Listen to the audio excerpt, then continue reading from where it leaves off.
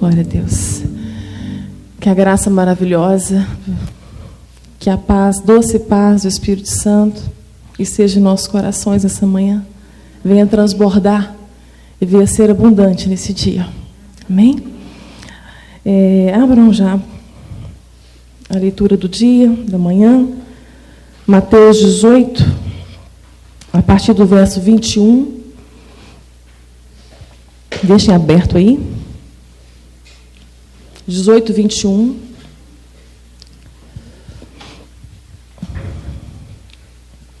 Irmãs, o perdão ele é essencial. Nós já temos entendido isso. Ele é vital. Né? Sem perdão nós não podemos continuar. Primeiramente, sermos perdoadas por Deus precisa ter arrependimento. Precisa ter confissão. Diante do arrependimento, da confissão, da consciência transformada diante de Deus, Ele nos perdoa. Ele deu seu Filho por isto. Está mais provado, não tem mais como comprovar esse amor. É só olhar para a cruz. Se você não entendeu a mensagem da cruz, peço ao Espírito Santo que revele isso a você. Que converta o teu coração a essa mensagem. Precisamos pedir perdão a quem nós magoamos, a quem nós ofendemos, a quem nos aborrecemos, mesmo que achamos que temos a razão, mesmo que estejamos cheios de justificativas e argumentos por ter feito. Mas a palavra diz que se você aborreceu o teu irmão, peça perdão. E é preciso também nos perdoar. Muitas vezes Deus já nos perdoou, não atribui mais a nós a culpa, mas nós nos perdoamos por aquilo que fizemos ou estamos fazendo. Nós não nos perdoamos.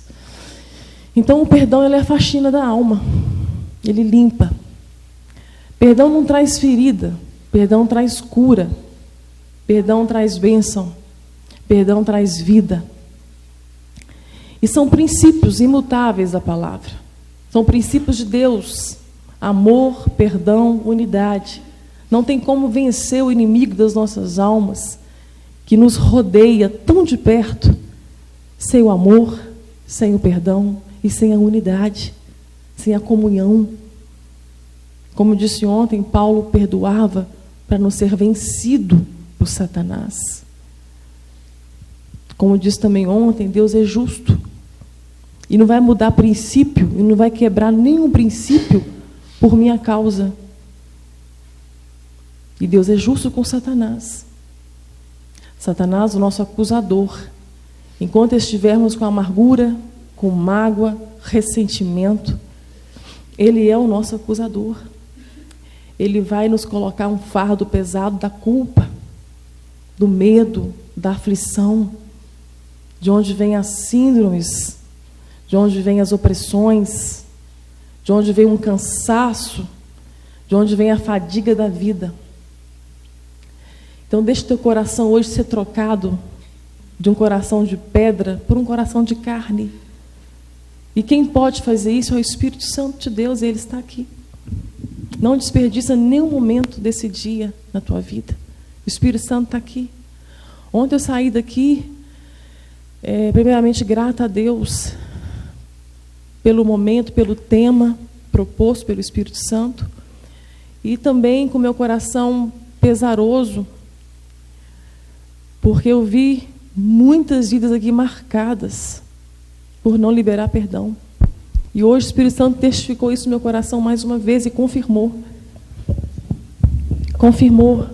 Há muitas vidas aqui presas num cativeiro. Estagnaram por não conseguirem perdoar, por não se perdoarem. E muitas vezes atribuindo a Deus a culpa do que aconteceu, do que viveu. Atribuindo a Deus o sofrimento, como se fosse culpa dele. Deus é amor. Ele fala que os pensamentos que eu tenho de vós são pensamentos de paz, de bem e não de mal, para vos dar o fim que desejais. Ele está perto. O Senhor te ama. Mas o Senhor, na sua soberania, Ele permite as nossas escolhas. Ele permite os nossos erros.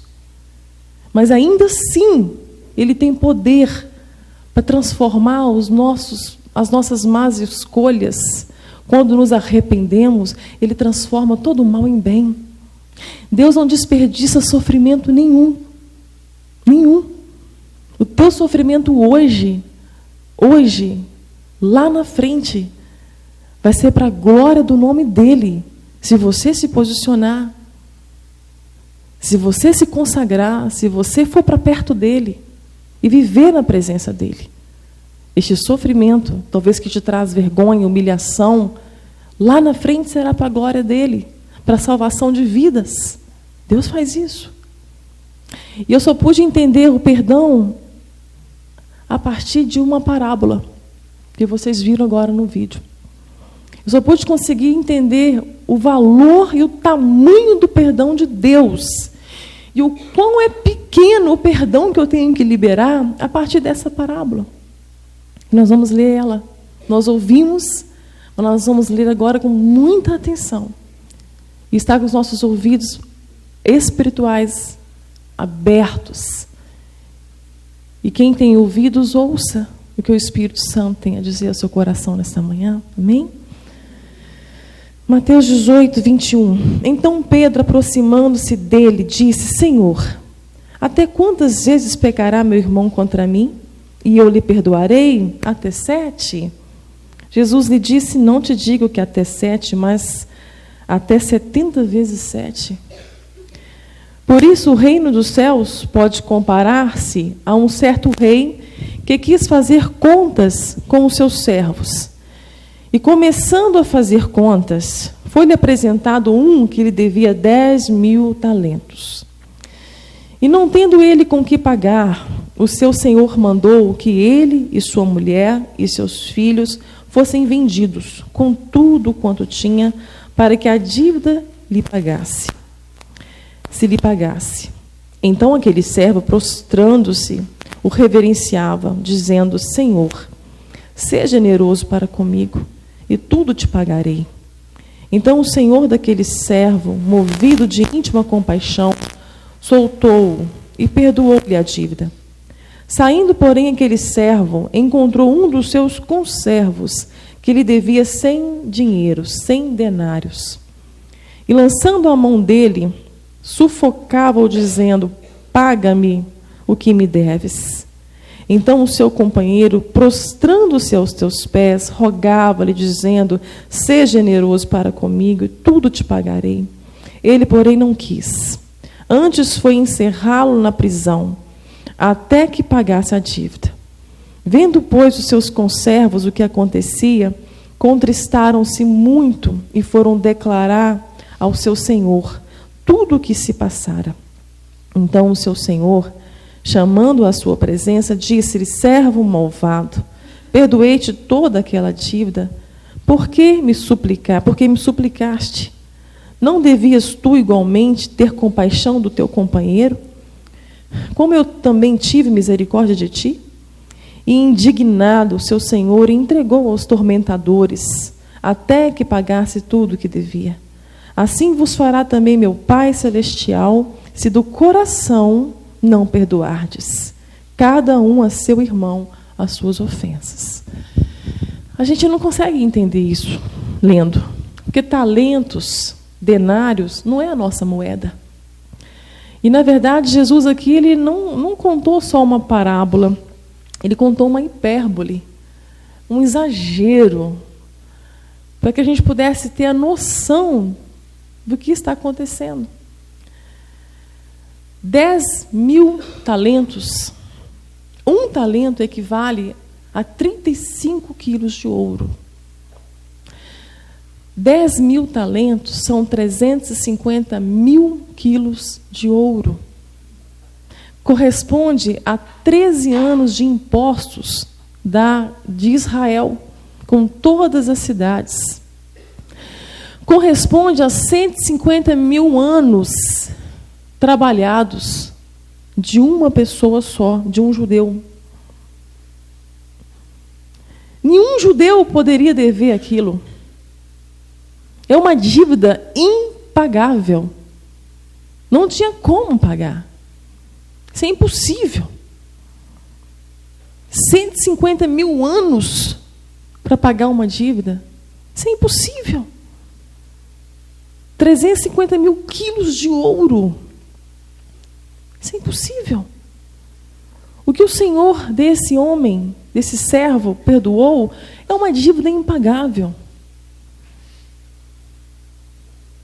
É essa dívida, é a minha e a sua, que o Senhor perdoou. Algo que nunca nós iríamos pagar. É impossível. Mas Ele perdoou. Através do seu Filho, amado, único Filho. Ele deu o seu Filho. Sem derramamento de sangue não há perdão. Um sangue inocente foi derramado. Para que essa dívida impossível, esse pecado, quando nós demos as costas para Deus através de Adão, essa natureza em nós, pecaminosa, perversa, nos levou para a condenação eterna. Deus, antes disso acontecer, deu o seu Filho.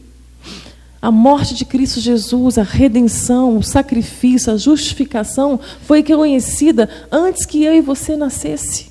Ele nos perdoou. Ele deu o seu Filho antes da fundação do mundo.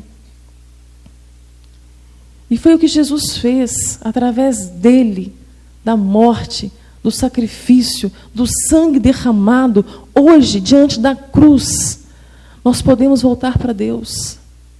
Nós podemos estar diante dele. Nós podemos estar aqui, falando em seu nome, sentindo a sua presença. Como no jardim, ao entardecer, Adão conversava com ele todas as tardes. Hoje nós podemos novamente ter esse privilégio, essa bênção, essa graça maravilhosa que é a presença dele. E é só a presença dele que nos faz descansar. Hoje nós entendemos o que nós estamos vivendo, o que nós estamos fazendo aqui. É uma oportunidade que o Senhor nos deu em vida, de vida. A nossa vida é uma oportunidade que o Senhor nos deu para enxergar, através do poder do Espírito Santo, a cruz. E ver o tamanho do perdão que foi dado a mim e a você nela. E assim crer pela graça de Deus, mediante a fé que só Ele nos dá, porque nem isso a gente conseguiria. Porque estávamos mortos e destituídos da glória de Deus. Até para nós entendermos, ouvirmos a voz do Espírito Santo, é somente por Ele mesmo. Porque nós não escolheríamos. Que a mensagem da cruz é loucura para os que se perdem, mas para os que creem é poder de Deus. Então é pela graça de Deus que hoje você consegue ver o que Deus fez por você. Ele pagou uma dívida sua que você nunca poderia pagar. Então não tem barganha com Deus, não tem sacrifício com Deus, não tem campanhas, não tem nada que faz com que você, nenhum esforço seu que venha ser feito para convencê-lo de fazer alguma coisa por você. Ele já fez. Ele já fez. E o que Ele quer de nós é a nossa obediência à palavra. À palavra. E nós saímos então diante dessa revelação tão poderosa, tão maravilhosa, que nós fomos perdoados.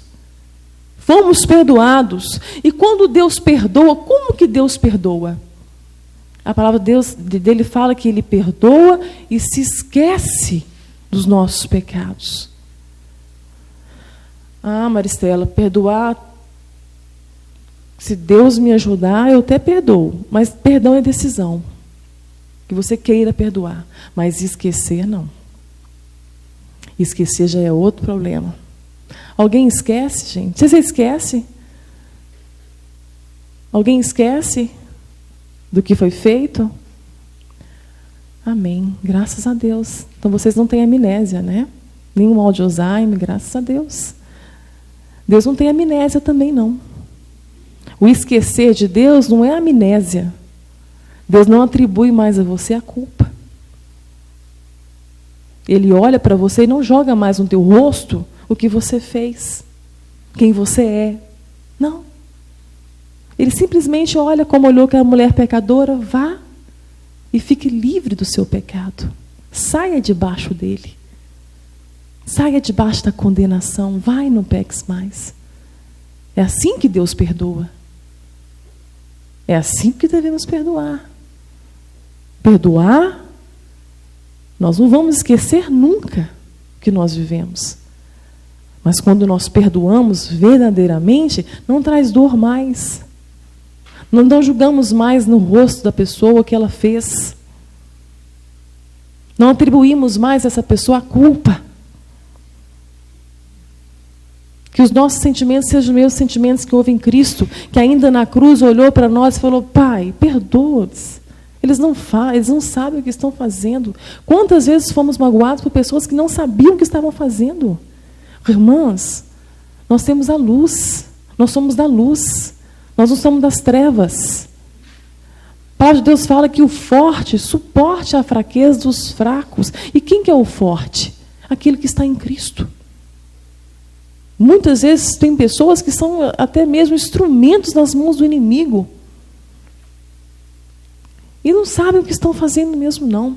E tem pessoas com temperamentos tão fortes que fazem, falam e não perceberam. Talvez você magoe pessoas por causa do seu temperamento, da sua forma de responder, das verdades que você gosta de falar de uma forma errada, né? O certo pelo errado. Mas ofendeu, machucou. Vai e pede perdão. Ah, mas a pessoa é muito dodói e não doeu nela.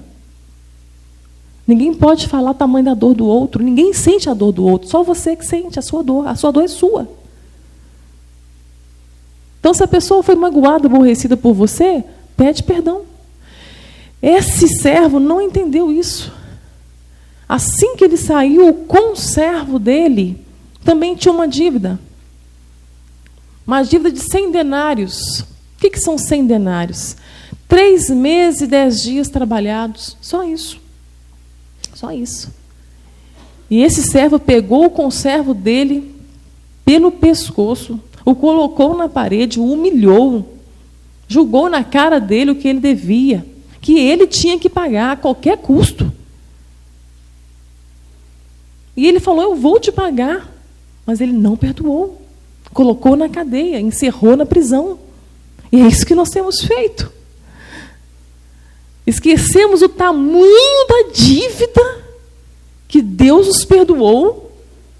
Uma dívida impagável, impossível. Mas quando olhamos para o próximo, para o nosso próximo, não perdoamos. Uma dívida... Ah, mas Marcela, foi muito forte, foi muito grande. Deus nos deu uma ordem. Perdoar é uma decisão. Se você quer servir a Deus, se você quer trilhar um caminho da graça, onde a vida é abundante e plena, onde que mesmo passando por vales, você não fica estagnada, você não para nele, você não anda em círculo, você vai andar com foco de chegar em Sião. Se você quer trilhar o caminho da salvação, o caminho estreito, ele é estreito. Perdoa. Perdoa, só vai te fazer bem. Só vai te fazer bem. Você tem várias formas de fazer isso. Você pode fazer isso por carta, por telefone, pessoalmente. Mas faça. O Espírito Santo, ele vai te dar a graça que você precisa. Deus jamais nos pediria algo que não fosse possível. Se ele não tivesse à frente para nos conduzir, jamais. É possível. É possível. E eu fui provada nisso. Eu fui provada que é possível. Eu comprovei dessa possibilidade de liberar perdão para as coisas impossíveis da vida. Eu casei aos 17 anos, um verdadeiro sonho de amor. Aos 12 anos de idade já tinha um chamado de missões na minha vida. Na adolescência eu me distraí. O adolescente se distrai muito com o mundo. E eu não fui diferente de muitos. Eu louvo a Deus por alguns adolescentes cristãos que não perdem a sua fé, que não perdem a sua identidade em Cristo e são fiéis, mesmo na adolescência. Eu louvo a Deus por eles. Eu conheço adolescentes assim, que servem ao Senhor, que não querem o mundo, que não amam o mundo, que às vezes são até humilhados, taxados na sala de aula, porque são diferentes. Se sentem, às vezes, um ET, um alienígena na Terra, por causa disso. Mas eu fico vendo, eu fico deslumbrada com esses adolescentes. Eu não fui assim. Eu fui influenciada por amizades. E eu perdi minha identidade com Cristo. Foi o motivo de muitas depressões na adolescência, com desejo de suicídio, porque eu tinha provado de uma água limpa, limpinha, de uma fonte viva, e depois fui provar de uma água suja. E o inimigo conhecia o chamado na minha vida. E tudo foi muito precoce. Eu lutei a minha vida inteira. Na adolescência, eu lutei minha adolescência inteira para estar na presença do Senhor. Eu nunca saí da igreja. Hoje eu falo que o desviado não sai da igreja. É uma igreja enorme de desviados dentro dela. E eu voltava para a presença do Senhor. Eu posso dizer que Deus está neste lugar porque Ele está. Mas será que estamos na presença dEle? Porque muitas vezes eu não estava na presença dEle, eu estava na igreja, mas não na presença dEle. Mas eu voltava. E o inimigo sabia que eu voltava. Só que ele veio com um laço de passarinheiro, aqueles que a gente não percebe, ainda mais quando se é imatura. E aos 16 anos conheci um rapaz do mundo, uma pessoa maravilhosa. E aos 17 anos nós ficamos noivos. E nesse noivado eu cometo um erro que me trouxe muita dor, que foi engravidar. Engravidei no noivado. E nós casamos. E eu queria ter tido tempo para levar ele para a presença do Senhor, porque eu acreditava que eu ia levar ele para a presença do Senhor. Então eu namorei, casei com o ímpio, mas apaixonada, e ele apaixonado. Foi muito difícil, porque eu não voltei mais para a igreja. Não consegui mais servir o Senhor. Foi muito pesado, o fardo foi muito pesado naquele casamento. Eu saí da igreja. Começamos, então, a viver uma vida de uma casa edificada na areia. Não tinha rocha. Não tinha Jesus. Tinha uma saudade imensa no meu coração. E eu olhava para trás e pensava, está tudo perdido. O plano de Deus para a minha vida, o chamado dele na minha vida para missões, tudo roubado, tudo perdido. E eu chorava aos pés do Senhor que o salvasse. Eu atribuía a minha volta para a presença do Senhor se o Senhor o salvasse. No primeiro ano de namoro, de casamento, a nossa filha já tinha nascido, estava bem novinha. Eu descobri o primeiro adultério. A primeira traição. Eu não tinha estrutura nenhuma para aquilo. A dor foi imensa. Eu estava com 19 anos. A dor foi muito, muito forte. Foi uma coisa horrível. Só quem provou desse vale sabe o que eu estou dizendo. E com 19 anos de idade, eu quis me matar. Eu não estava suportando a dor, porque eu não estava conseguindo perdoar. Estava pesado demais. Olhar para aquela situação, olhar para ele e não ver só a traição, mas a deslealdade, o leito manchado. Eu casei para um verdadeiro sonho de amor, casei para ser feliz. Esse é um grande erro. Ninguém pode dar o que não tem. Ninguém pode dar felicidade para o outro, irmãs. A felicidade está em Cristo Jesus. E eu coloquei um fardo pesado nas mãos dele, que nem Cristo ele tinha. Eu culpava ele por não ser feliz. Me tornei uma menina deprimida, mais deprimida ainda, atormentada. Atormentada pela falta do perdão. A felicidade está em Cristo Jesus. Que a sua felicidade esteja em Deus. A palavra fala que a sua felicidade esteja em Deus e Ele fará o que deseja o teu coração. Porque se Ele for suficiente para você, até o que você deseja vai ser dentro da vontade dEle para a sua vida. É uma coisa só. Hoje eu falo, se eu sou feliz com o Ariston, não é porque o Ariston me faz feliz. Se o Ariston é feliz comigo, não é porque eu faço o Ariston feliz. A nossa felicidade está em Cristo Jesus. Nós somos felizes. Só que naquela época eu não conseguia entender isso. Mas eu pedi a Deus. Eu conhecia a palavra. Falei, Senhor, eu preciso perdoar. Quero perdoar. Me ajuda. E eu perdoei. Eu perdoei. E começamos a viver uma vida um pouco melhor. Mas sem o Senhor era muito difícil. Ainda assim que o Senhor Ele me guardava, nos livrava, nos preservava. Mas eu queria estar na presença dEle. Eu falava, Senhor, salva ele. Eu volto para o Senhor. Só que um dia o Senhor me visitou no sonho. No sonho o diabo iria me matar. Eu estava correndo muito no sonho, muito cansada já, a ponto de ser morta. Que o diabo veio para isso, matar, roubar e destruir. Ele já tinha roubado, destruído. A intenção era a morte mesmo. E quantas vezes ele tentou fazer isso? E neste sonho ainda, um anjo do Senhor ele aparece e fala, Maristela, você colocou no altar, que é de Deus na sua vida, para Deus, você colocou uma pessoa, tira do altar. O altar é de Deus.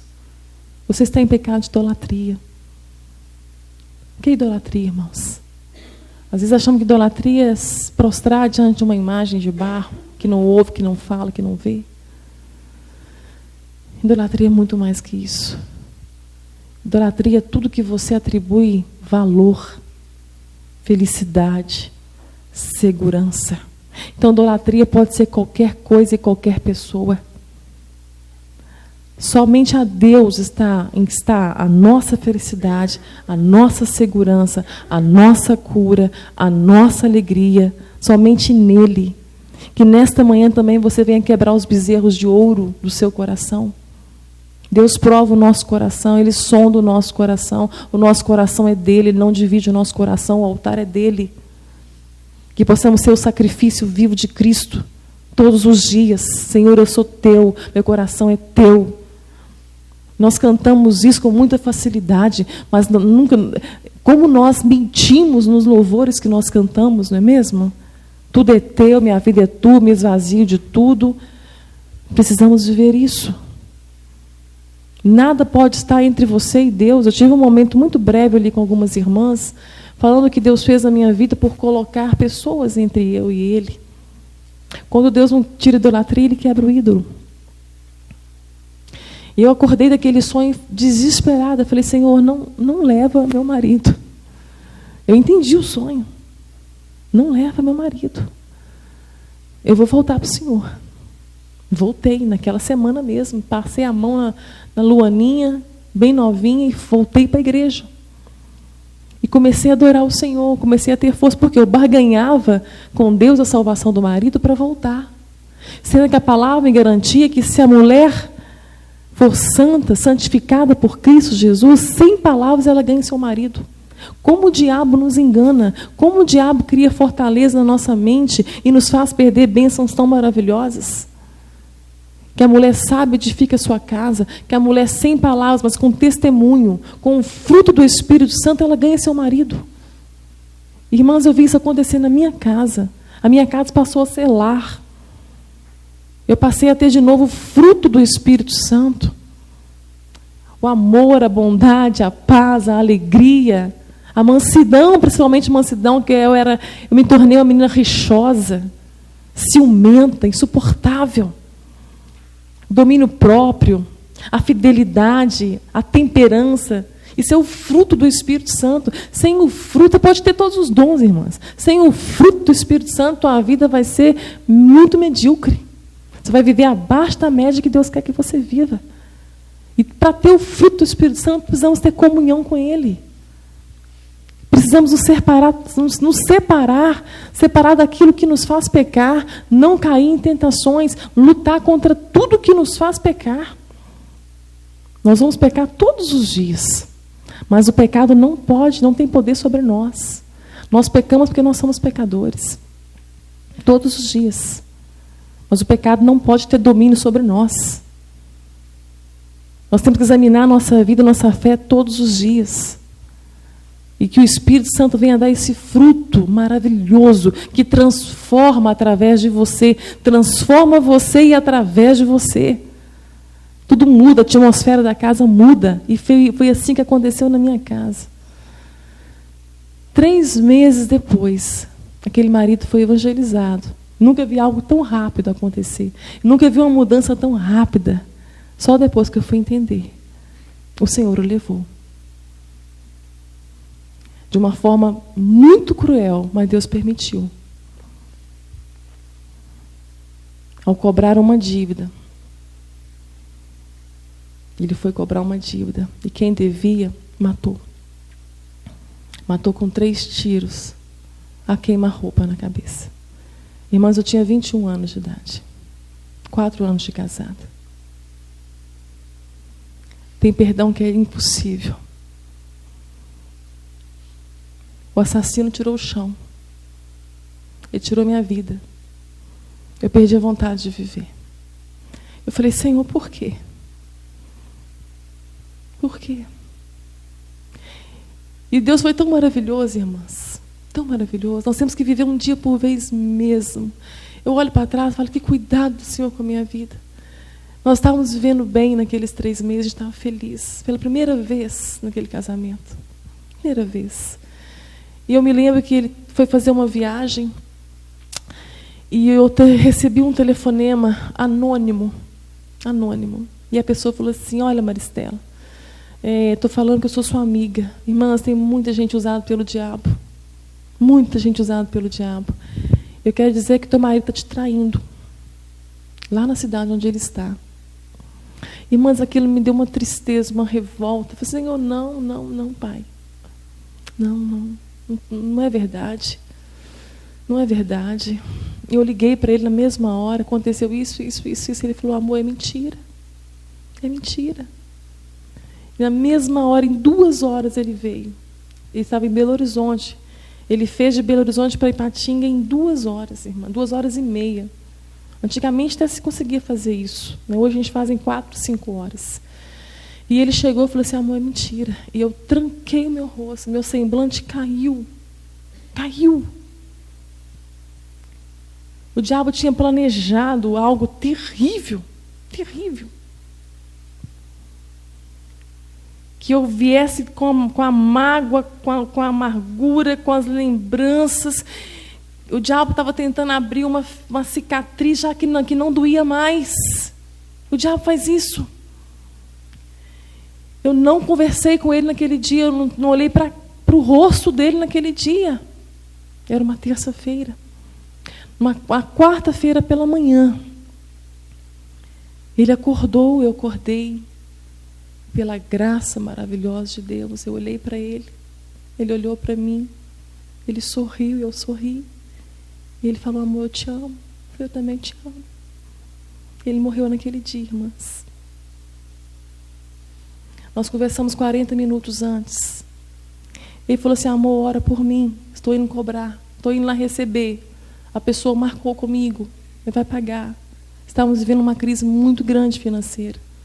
Muito grande. Ele vai pagar. Ora por mim, mas meu coração está muito apertado, ele disse. 40 minutos depois ele morreu. O que o Senhor me mostrou e fez, Ele mostrou a graça. O Senhor o levou. O Senhor o salvou. Mas eu fiquei então com um fardo amarrado nas minhas costas de um assassinato cruel. de um homem que eu queria matar, de um homem que eu passei a odiar com todas as minhas forças. Eu falei, esse homem não vai ficar vivo, ele não pode ficar vivo. E eu pedi a vingança do Senhor. E eu pedi ao Senhor, Senhor, eu quero que aconteça a mesma coisa com ele. Esse homem não pode ficar vivo. Pai, põe ele na cadeia. Réu primário não vai preso no Brasil, não, irmãos. Eu descobri isso. O brasileiro pode matar um. Essa é a nossa lei. Eu sair da minha cidade tão transtornada, que eu ia para Caratinga, onde foi o assassinato, e eu ia sozinha. Eu voltei a morar com os meus pais no outro dia. Meus pais amparou a mim e a Luana no outro dia. Mas eu saía de casa, pegava o carro, eu ia sozinha para Caratinga, transtornada. Eu parava em frente ao comércio daquele assassino, pensando como a gente poderia matar ele. Olha o que o diabo faz na gente quando a gente dá a brecha. A gente vira um monstro. A gente se torna quem nós somos realmente. Quando eu falei ontem, quando eu olho para a cruz, eu só vejo a minha transgressão, a minha perversidade, é porque nós somos maus. Tira o Espírito Santo daqui para vocês verem. Nós somos maus. Mas eu olho para a cruz e eu vejo o amor também. O amor incondicional. O amor que me amou antes que eu ainda estava morta. Ele me amou. E me revelou este amor. Como recusar? Como recusar um amor tão grande assim? Como não entender o perdão de Deus? E numa das audiências desse assassino, meu ódio era muito grande. Mas eu tinha uma mãe que orava por mim. Um pai e uma mãe que ajoelhava todos os dias e intercedia. E ela pediu ao Senhor, ela viu como eu estava. Irmãs, eu ia para a igreja, eu não conseguia adorar, eu não sentia a presença do Senhor. Como sentir? A falta do perdão rouba tudo na sua vida. Rouba a sua alegria de viver. Eu estava andando com um morto amarrado nas costas. Eu estava andando com um peso morto nas costas. É isso que a falta do perdão faz. É isso que a falta do perdão fez com Davi. Davi, ele estava com um pecado que ele precisava confessar a Deus. E ele não havia confessado o pecado de adultério, traição, mentira. É o rei Davi, segundo o coração de Deus. Por que era segundo o coração de Deus? Porque é um coração que se arrependia. O coração segundo o coração de Deus é um coração que se arrepende. É um coração que confessa. É um coração que faz isso aqui. Olha que Davi escreveu no Salmo 32. Bem-aventurado aquele cuja transgressão é perdoada e cujo pecado é coberto. Felizes são aqueles que o pecado é perdoado. Bem-aventurado o homem a quem o Senhor não imputa a maldade e em cujo espírito não é engano. Enquanto eu me calei, olha a experiência desse homem. Enquanto eu me calei, Salmo 32, envelheceram os meus ossos pelo bramido em todo o dia. O corpo todo adoece. Todo. Davi doía da cabeça aos pés. Envelheceram os ossos. A vida passava diante dos olhos dele, sem alegria, atormentado. Porque de dia e de noite a tua mão pesava sobre mim, o meu humor se tornou em sequidão de estio. A pessoa fica tão amargurada, que ela fica uma pessoa insuportável, amarga, não suporta ver a alegria do outro, não consegue ver a felicidade do outro, se torna arrogante, uma pessoa difícil de conviver. É isso que a falta do perdão faz. A pessoa fica mal-humorado, mal-amado, insuportável. É disso que Deus quer nos livrar, quer nos sarar, quer nos libertar. Confessei-te então o meu pecado, e a minha maldade não encobri. Senhor, eu fiz isso, eu errei. Vamos parar de justificar pecado. Eu pequei por causa disso. Não, vamos parar de justificar. Eu errei, pronto. Eu pequei, pronto, Senhor, me perdoa, eu errei. Eu não quero essa culpa mais, porque enquanto eu não confessar, o diabo ele é um acusador. Ele coloca a culpa, o peso, na mente, no corpo. Dizia eu: confessarei ao Senhor as minhas transgressões, e tu perdoaste a maldade do meu pecado.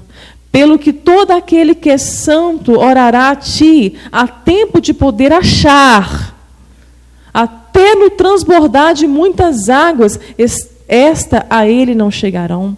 Tu és o lugar em que eu me escondo, tu me preservas da angústia, tu me cinges de alegres cantos de livramento. Olha o que é uma pessoa perdoada. Ela é transformada, a vida vira outra. É outra vida. Tu és o lugar em que eu me escondo, tu me preservas da angústia. Acaba. Acaba aí. Acaba aí. E aquele homem não conseguiu perdoar aquele servo. Por algo de 6... O que é 100 denários perto de 10.000 talentos? 600.000 vezes menor. Esse é o pecado, essa é a dívida que talvez uma pessoa tem com você e você tem com o outro. 600.000 vezes menor do que o perdão que Deus te deu. Irmãs, nós não temos escolha. Nós não temos opção. Nós queremos ser servos do Senhor, com livramento, vivendo a salvação na plenitude dela. O perdão é uma decisão. Eu quero perdoar. Às vezes a amargura, o ressentimento, ele não começa como uma árvore, é uma raiz. A palavra de Deus fala em Hebreus 12:15. Hebreus 12:15, 12:14. Segui a paz com todos e a santificação, sem a qual ninguém virá ao Senhor. Santidade. Sem santidade ninguém vai ver o Senhor. Não verá o Senhor mesmo na volta dele. E as pessoas não verão o Senhor sem santidade na sua vida. Nós temos uma missão de levarmos o Senhor às nações. À minha casa, a Jerusalém, a Judéia, Samaria, aos confins da terra. E recebereis poder, virtude do Espírito Santo, ao descer sobre vós o Espírito Santo. Para quê? Para que o Espírito Santo ia nos dar poder? Para que o Espírito Santo desceria sobre nós? Para sermos testemunhas. Testemunhas vivas deste amor, do perdão e do amor. Como que eu posso falar que sou cristã? Como que eu posso falar que sou cheia do Espírito Santo se eu não testemunho disso? Se eu não testifico disso? Antes, está aqui, tendo cuidado de que ninguém se prive da graça de Deus e de que nenhuma raiz de amargura brotando vos perturbe e por ela muitos se contaminem. Qual que é o plano do diabo? Ele causa duas coisas. O bloqueio da sua mente, a fortaleza da sua mente contra Deus. A amargura no coração vai formar essa fortaleza. E começa com uma raiz. A pessoa te magoou. Ela te ofendeu. Você não perdoou. O sol se põe sobre a sua ira. Amanhã é outro dia. A raiz da amargura já está aqui. Brotou. O que acontece com essa raiz, irmãs? O que a palavra está falando? Eu vou contaminar outros. Eu chego perto da minha amiga, vem cá. Fulana de tal fez isso comigo. A autocomiseração, a vitimização. O inimigo faz que a gente faça isso. Tadinho de mim, coitadinho de mim. A sua amiga vai e toma a sua dor. Contaminei a amiga. O plano do inimigo é terrível. Como que eu vou seguir a paz com todos? Com essa amargura no meu coração. Aí eu vou, aí a amiga vai na outra. Olha, fulana fez isso com a nossa amiga lá. Ó. Aí a outra amiga, não acredito que ela fez isso. Às vezes você tinha uma imagem até boa da pessoa. Aí você vai, nossa, mas aquela mulher é terrível mesmo, né? Tadinha da fulana. Pronto, irmãs, a raiz já não é mais uma raiz. Está virando uma árvore. Eu lembrei de uma situação que eu vivi na igreja uma vez. E tinha uma menina na igreja, uma moça que me incomodava tanto. E minha cabeça estava muito fraca, só pode. Porque eu olho para trás e, meu Deus, por que eu fui ter tanta raiva dessa moça? Ela era terrível mesmo. Mas ela era um instrumento de Deus para provar a minha fé. Às vezes o Senhor usa instrumentos também. Deus permite também algumas situações assim, sabe? Para transformar a gente, para provar o seu caráter. E aquela menina me incomodava muito. Mas algumas coisas eu olho para trás sem ter vergonha. Mas como eu disse ontem, o diabo é um ilusionista. Um ilusionista. Como ele não te pega de um jeito, ele te pega de outro. Olha só, para vocês entenderem rapidamente. Eu sofri bullying na infância porque eu era muito gorda. Muito gorda. Eu emagreci na adolescência. Só que eu trouxe o trauma junto. O trauma e o medo de engordar. Eu comecei, então, a desenvolver em mim a bulimia e a anorexia. Às vezes eu estava osso, eu olhava para o espelho e me achava gorda. Eu estava num contexto assim, indo na igreja todo dia, servindo a Deus, mas, assim, me odiando, me achando gorda, me achando feia. O Aras está coitado, a gente saía para comer. Gente, o Aras é meu segundo casamento. É o príncipe que Deus me deu. Quando eu fiquei viúva, eu falei, Senhor, não me deixe errar de novo. O Senhor me deu uma oportunidade única de recomeçar. E o Senhor me deu sabedoria e discernimento para escolher um homem de Deus. E foi de Deus mesmo, porque ele é um guerreiro para passar o que ele passa, para viver o que ele vive comigo. O pastor Tiago estava perguntando, como é que é? Olha, eu posso acordar, dormir e a Maricela não acordar.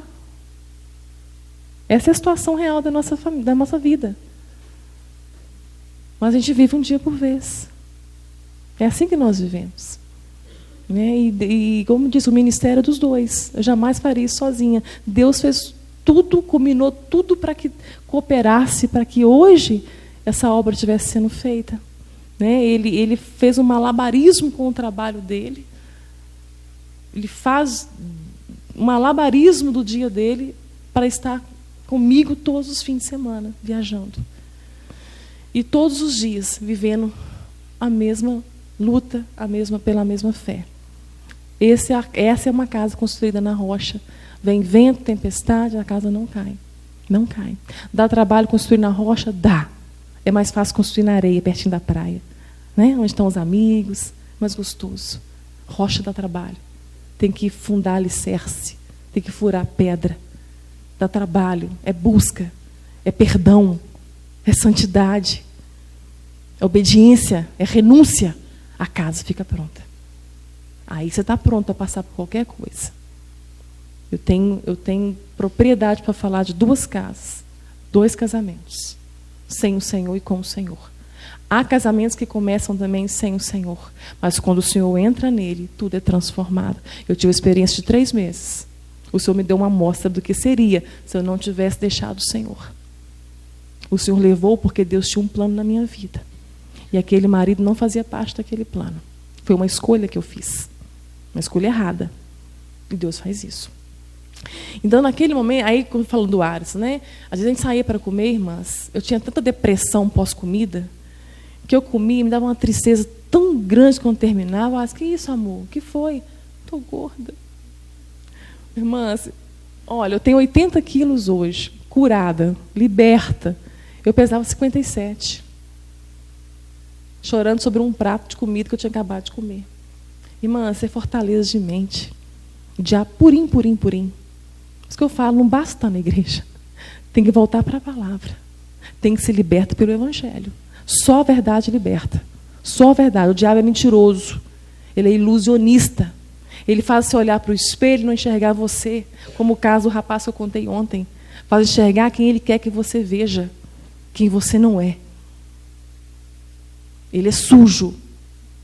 Como eu disse ontem, a força que nós damos para o diabo é na mente. Ele está destruído lá na cruz. Jesus pisou na cabeça dele. Ele está condenado ao inferno. E nada vai mudar essa condenação. Ele nos odeia, porque Deus nos escolheu para ser adorador. Ele queria adoração. O diabo nos odeia. E essa moça lá, que eu lembrei da raiz de amargura, por quê? Essa moça era magrinha, uma elegância impecável. Mas que ódio dessa menina! Mas que raiva dessa menina! Elegante. Aí eu comecei a cismar. Gente, será que o Aras acha ela mais bonita do que eu? Olha que fraqueza, gente. Fraqueza de cabeça, né? Pois enfim, um dia eu estava tão amargurada com essa menina. Aí eu pedi oração. Ai, pastor, ora por mim. Não falei, ninguém sabia de nada, gente. Na igreja a gente ri, a gente canta, a gente dá paz do Senhor, né? Mas cheio de contenda. Paulo falava, tem um mordendo o outro. Imagina um mordendo o outro. Vós vos mordeis uns aos outros. Meu Deus, se a gente pudesse ver o mundo espiritual agora, mas tá lá, né? Ei, irmã. Fala dela para outra. Provérbios fala que tem 7 coisas que Deus abomina, mas a 7ª ele odeia.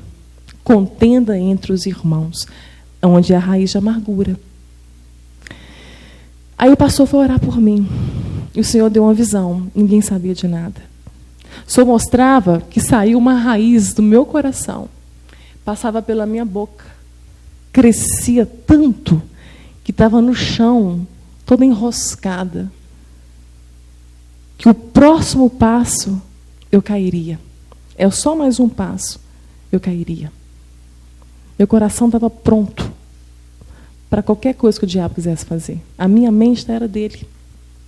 Na hora que o Senhor mostrou isso, eu falei assim, misericórdia. Na hora eu falei, Senhor, me perdoa. Me perdoa.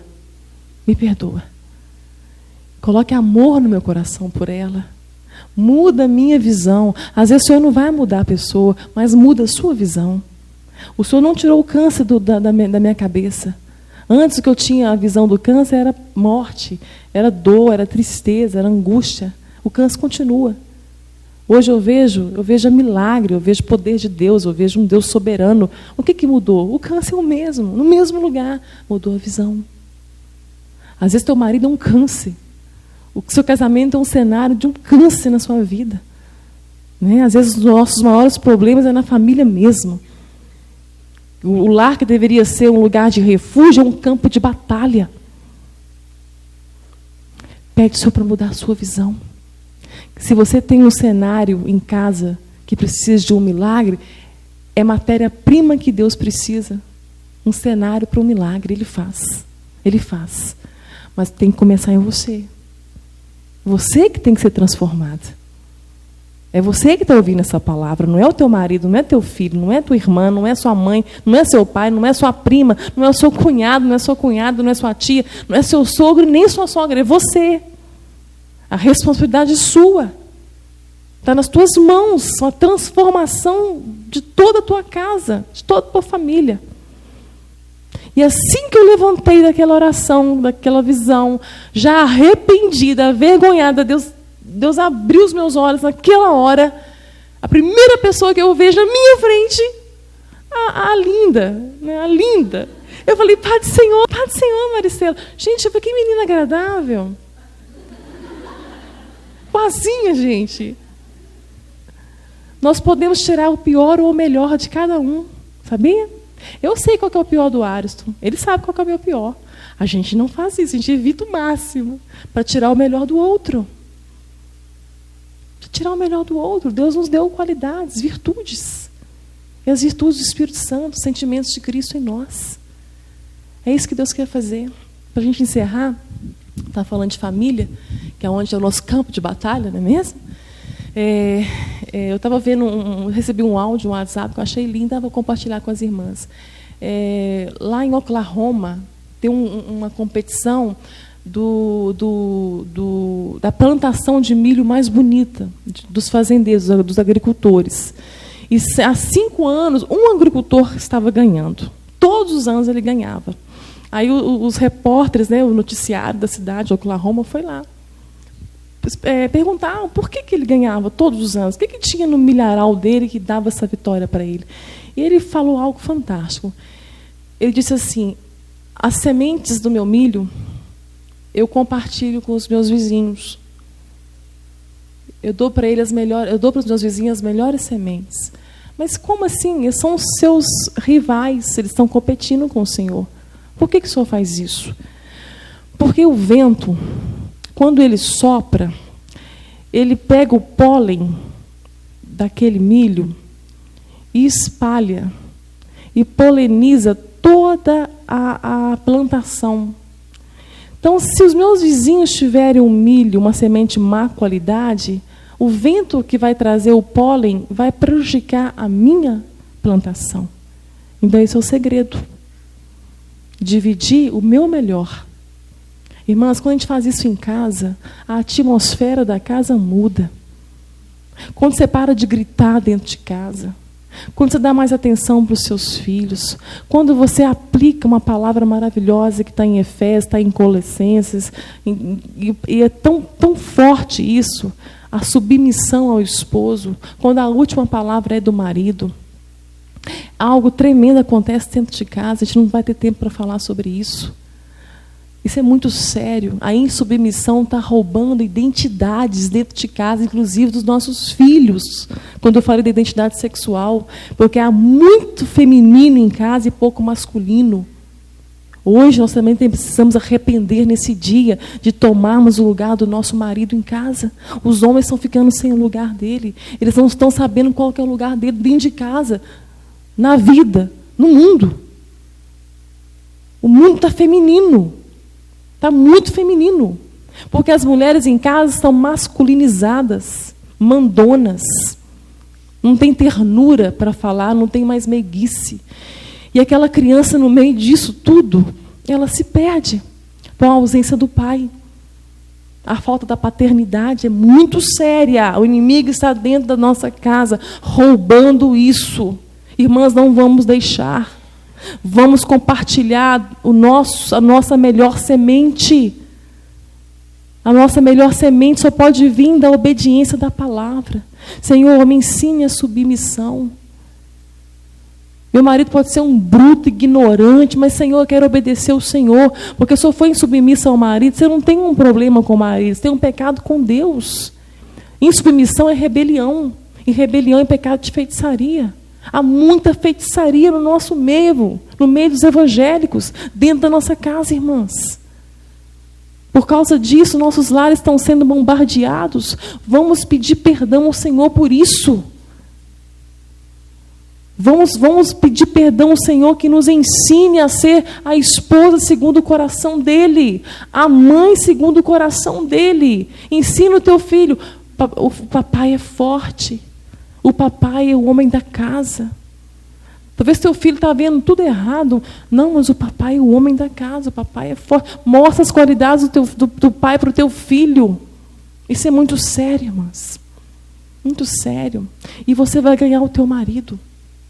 Você vai ganhar o teu marido, mesmo que ele seja crente. Talvez um crente precisa converter. Precisa amar você como Cristo amou a igreja, até morrer por ela, se for preciso, dar a sua vida por ela. Mas como amar uma mulher desse jeito? Uma mulher difícil de ser amada. Não é mesmo? Vamos nos tornar pessoas amáveis. Né? Vamos fazer que a palavra cumpra na nossa casa. Que o Espírito Santo vai polinizar todos que estão na sua volta. Com o melhor ar, com a presença dEle. Amém, queridas? Vamos fechar os nossos olhos. Oh Deus, muito obrigada por essa manhã, Senhor. Caminhe, Senhor, com as tuas filhas, oh Deus, no vale. Vales tão difíceis, meu Deus. Oh Senhor. Aquilo que o Senhor vai fazer aqui é só o Senhor pode fazer. E já está fazendo, oh Deus. Oh Deus, que essa obra que o Senhor começou, que o Senhor venha aperfeiçoá-la, oh Pai, até o fim deste dia. Que possamos descer daqui transformadas. Meu Deus, amando mais o Senhor. Arrependidas, ó Pai, da vida que estamos levando. Não é essa vida que o Senhor morreu para nos dar. Não foi, Senhor. O Senhor nos deu uma vida linda em Teu Filho, Pai, nos perdoa. Se não estamos vivendo, Senhor, nos perdoa. Perdoa, Senhor. Nos ensina, Pai, então. Nos ensina a amar. Nos ensina a perdoar. Nos ensina a viver em comunhão, Pai. Nos cura, Senhor. Em nome de Jesus. Amém. Deus abençoe as irmãs.